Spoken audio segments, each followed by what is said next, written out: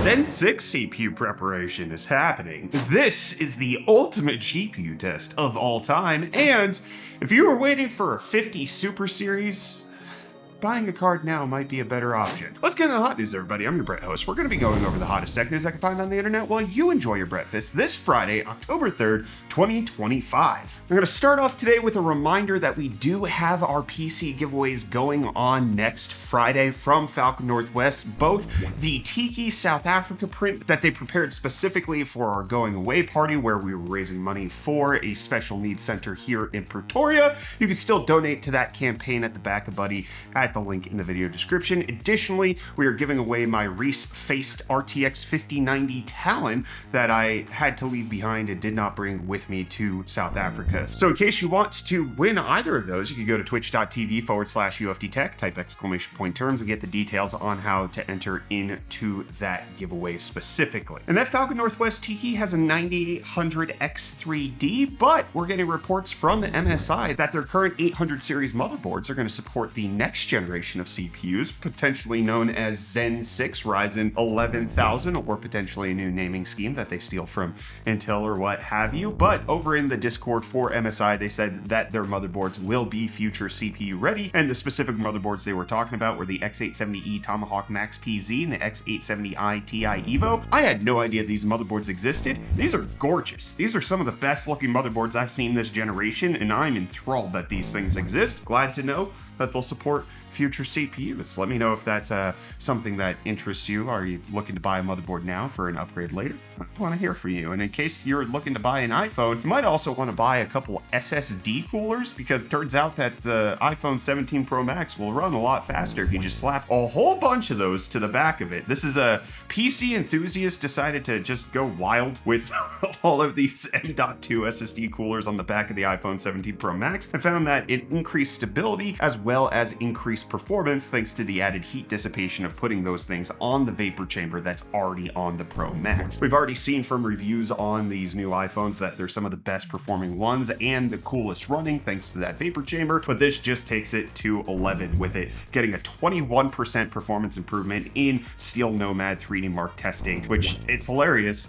Maybe a case with a fan or something like that could potentially help to add this instead of doing something ridiculous like adding this. But you know it's a PC enthusiast who did it because they have their Debauer bench table, which I would like to get my hands on. Still haven't had the opportunity to do that, especially due to the move, but hopefully I can get that established sometime soon here. But regardless, I think personally we'd all be better off with more scented PC components, especially talking about SSDs, because a dual purpose external SSD and essential oil diffuser is a real product. Actually looks pretty nice. The AS712 from Apacer takes some pretty blatant design inspiration from all the trendy wooden panels we've been seeing on computer cases for the past few years, and somehow takes an extra goofy step forward, like the Yeston graphics cards that include special fragrance modules. The actual SSD unit has a texturized bamboo pattern on the front, and according to Apacer themselves, you can either drop a few dollops of your favorite stank grease on the wood or the diffuser stone attached to the docking station. Now, it's not super clear whether or not the heat generated by the SSD is what's causing the diffusion, but it can be used regardless of whether or not it's connected to the cradle, as they call it. The thing's not going to break any speed records though. It's a USB 3.2 Gen 2 drive, so you'll get reads and writes of up to 1,000 or 900 megabytes per second respectively, which is just about decent, but nothing that'll blow your mind or anything. But what isn't decent is those off-brand AirTags, because they have a dramatic security vulnerability. An exploit was found in those tile location tracking keychains, noticed by researchers at Georgia Tech, who say it can enable potential ne'er-do-wells to stalk owners of those tiles. Each tag broadcasts an unencrypted MAC address and unique ID that gets beamed out to other Bluetooth-capable devices or radio frequency antennas. And while that's not uncommon with certain smart devices, it was found that tiles also broadcasting location data associated with those MAC addresses and IDs to its servers, which are then stored in unencrypted plaintext database. Meaning Tile itself has the ability to track the location of your tag at any given moment, which is the exact opposite of what they claim to be able to do. So just keep an eye out for all of that. But while little air tags and tile trackers are small, it's hard to comprehend how small this low cost to performance PC is. It might look like your standard run-of-the-mill fish tank at first glance, but this thing's a fraction of the size of a normal gaming computer and still manages to fit an entire RTX 4070 inside, despite being itty bitty. The wee Beastie has a 12GB desktop GPU and 128 gigs of memory that could absolutely mop the floor with some of Yin's pooters. The Kickstarter project was able to fit a full 4070 by mounting the GPU processing chip directly to a custom circuit board. So while that graphics card looking thing in there looks like a normal upgradable one, you actually can't replace it, which is the big caveat of this PC. But I mean, just look at how small the thing is. You gotta make some compromises at this point. The first 200 units shipped are going for $700 US, less than the price of a PS5 Pro, and come kitted with an Intel Core i7-13700H. But the stretch goal raises the price by 200 bones and swaps the CPU for an Ultra 7-255H. And in case you're looking to save up for that, let's see if Reece can save you some money with today's deals. Welcome back to a very special edition of UFD Deals. Big thanks to our friends over at Jawa for sponsoring today's episode. Don't forget, Jawa is the #1 gaming marketplace to buy and sell PC hardware online, like this NZXT H5 Flow compact ATX mid-tower case, available in white for only $30, making it $20 off the initial listing. But then next up, we have this AMD Ryzen 7 9700X desktop CPU for only $250, making it $50 lower than any other listings I can currently find. And then lastly, we have this gorgeous all-white RTX gaming PC build from Andy's PCs, featuring an RTX 2080 Ti Founders Edition, which I'm always a fan of, the Ryzen 5 5500, 16 gigs of RAM and a 512 gig NVMe SSD for only $599.99. And hey, again, big thank you to Jawa for sponsoring today's episode, and now back to Brett for the rest of your hot news. Cheers. Well, Reece, in case you want to know if you got a good deal on that GPU that you've had lying around in your cupboard for the last, I don't know, half decade, PC Games Hardware has the ultimate compilation of GPU testing for you to notice whether or not you should upgrade now or you have a good deal sitting in your computer. They have, for their 25th anniversary of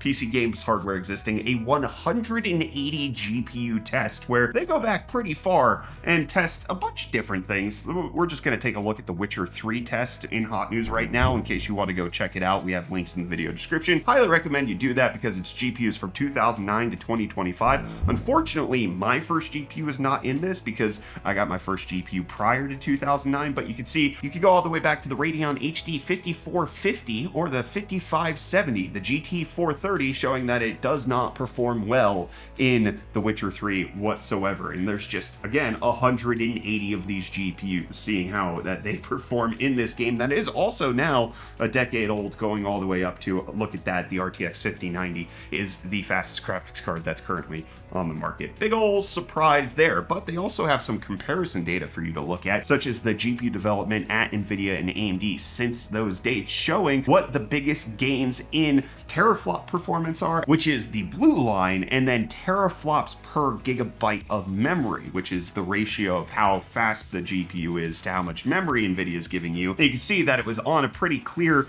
1-to-1 uptick, pretty correlated until the RTX 50 series for NVIDIA. And then AMD had a different issue with the Radeon 7 being a pretty bad gigaflops per gigabyte performance. But now with the RX 9000 series, what we're seeing is the exact opposite. The teraflops dropped, but that means the teraflops per gigabyte went up. So it's not necessarily indicative of total performance, but it is just an intriguing look at GPUs throughout the past 16 odd years or so. But in case you want to know about a GPU that never existed, there is a new RTX 3080 20 gig that's hitting the market for around $500, thanks to a company that's swapping a whole bunch of bits and parts in and out with the 3080, having extra memory on the front and back side to give it 20 gigabytes, but then it also is on a different PCB and has a completely different cooler being sold by Fengpo for you to potentially be able to use this for AI, which is the general reason why all this is done, and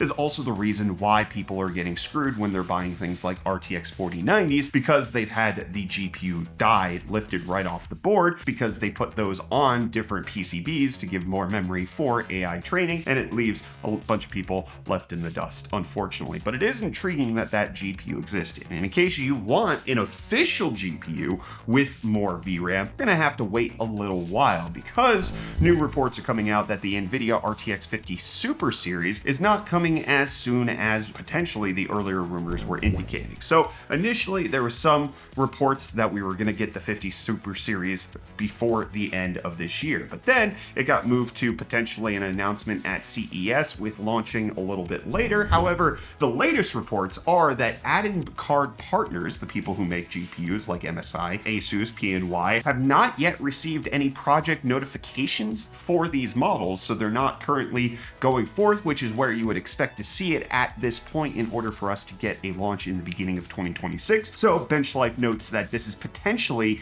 a Q2 release for 2026 between March and May rather than CES 2026, which puts it closer to Computex than it does for CES. Could NVIDIA still have an announcement at CES talking about how you're getting a 24GB 5080 Super, a 5070 Ti Super, and an 18GB 5070 Super? Absolutely. But according to the latest reports, it looks like we're going to be looking at the better part of half a year before these things are actually hitting the market. So in case that influences your decision, now you have more details on potentially picking up a GPU now, especially since RTX 50 series GPUs have been found at under MSRP lately. I've seen 5070 Ti's under MSRP, 5070s I've seen going for as low as I think $529. So it's not necessarily the worst time to be buying a 50 series GPU at the current moment. Now let's go ahead and check out a past moment, with what you said in yesterday's comments. We got Clutch saying, Brett, you can't be harassing Reece while he's trying to do the deals. He needs full concentration. Number one,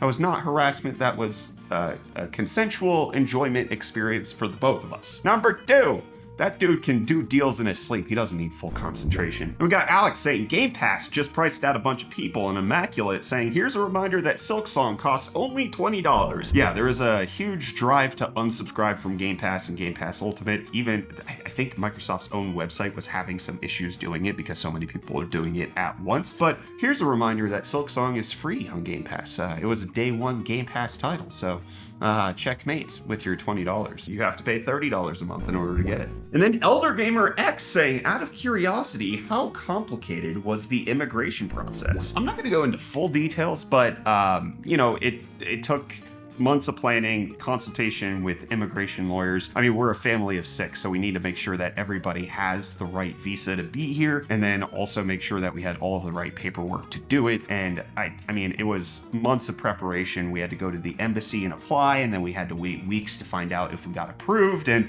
meanwhile, we're planning for the move. It's complicated, but it's not undoable. I mean, we're here. So for us, especially because we don't want to leave anything up to chance, like just consulting and having immigration lawyers who are guiding our process was a necessity for us. And so that did help to make things a little bit smoother. Initially, when we moved here in 2015, we did the visa process completely on our own. And I mean, we got our visas, but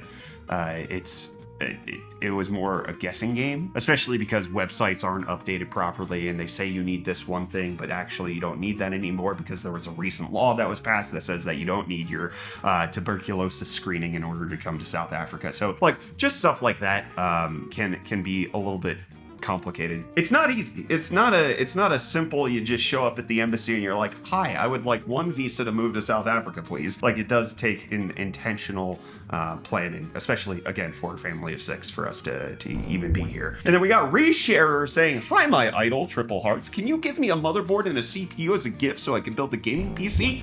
Resharer, no. Because number one, I don't even have a motherboard and CPU to my name at this point. I only brought the MacBook that I need to use to make Hot News, so I don't even have my own personal PC anymore. Number 2, we're giving away 2 whole computers over on our Twitch stream, twitch.tv/UFD Tech. Big thanks to Falcon Northwest for providing those PCs for us to be able to do that. The Falcon Northwest Tiki with the South Africa flags, got a 9800X3D, 9070 XT, just an immaculate little mini ITX PC, and then obviously the Falcon Northwest Talon that I was using for quite some time. I believe it's a 14900K with an RTX 50, 96 gigabytes of memory, and then I think a 2 terabyte GB SSD in that bad boy. So in case you want to win a whole computer, Tyler's the one who's going to ship that out because I left those in America. So twitch.tv/UFD Tech, or you can donate to the Back a Buddy campaign for the Special Needs Center here in Pretoria. But no motherboard and CPU to hand out. Sorry about that. And I'm not sorry that this episode of Hot News is over. I'll see you back here for more of the hottest tech news next week.